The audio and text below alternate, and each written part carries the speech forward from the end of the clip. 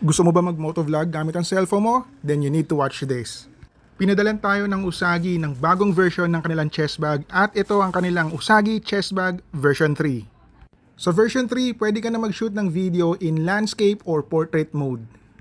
Madali lang ilagay ang phone dito at mas secure ang cellphone mo dito kaysa sa clamp type na paglagyan ng cellphone. May option din para sa strap extension kung may kalakihan ka.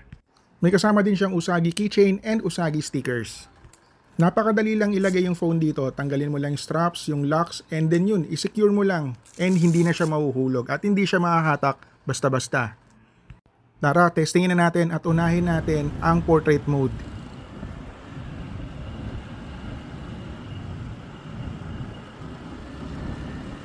Ilipat naman natin siya ngayon sa landscape mode. Madali lang, di ba? Kaya kung gusto mo nang umpisa ng pag-motovlog, kumuha ka na nitong Usagi chest bag version 3.